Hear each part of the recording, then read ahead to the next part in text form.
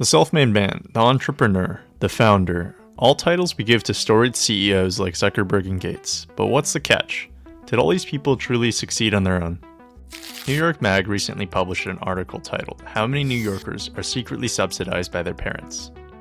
It describes how a lot of people in their 20s to 40s receive subsidies from their parents for purchases from rent, starting businesses, and even buying their first homes, costing anywhere from hundreds of thousands to millions of dollars.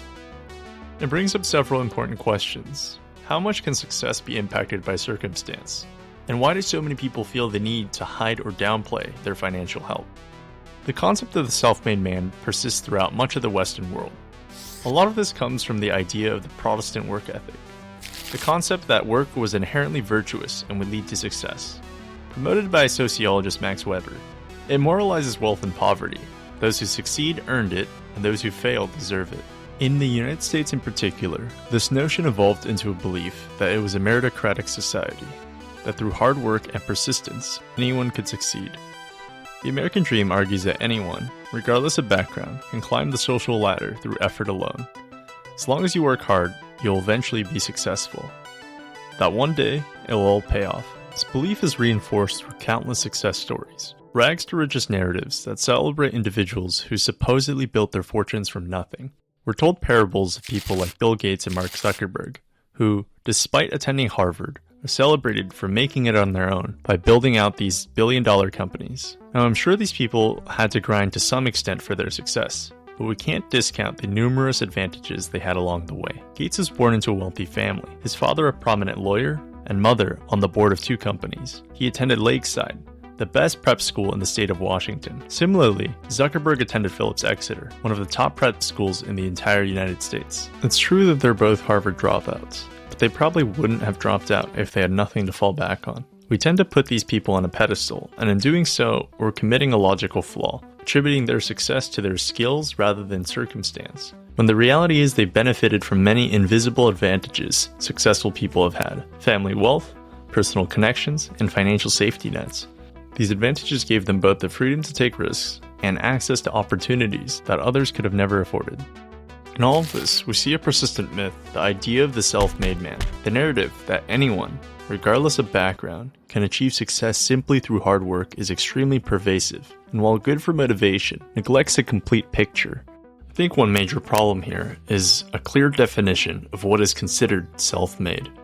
The Cambridge Dictionary defines self-made as rich and successful as a result of your own work and not because of family money. I think what leads to success can ultimately be boiled down to 2 variables: a function of both luck, that is being in the right time and place, and effort.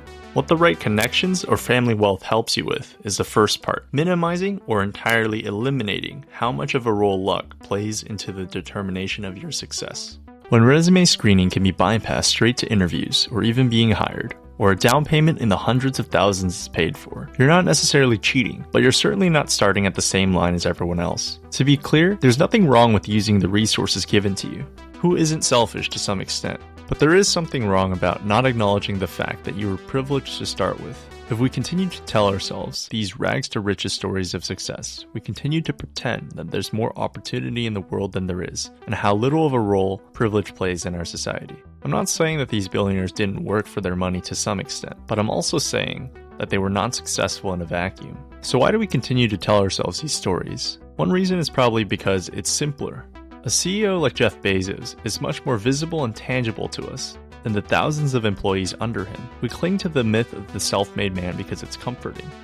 It reassures us that the world is fair, that effort is rewarded, and that if we work just hard enough, we too can rise to the top. Scott Galloway captures this perfectly. He says, "Our idolatry of innovators blinds the winners to the structural advantages and luck they benefited from, and it fools us into thinking that we are just a few lucky breaks from joining them." At the same time, the privileged few tend to hang on to these myths because of social stigma.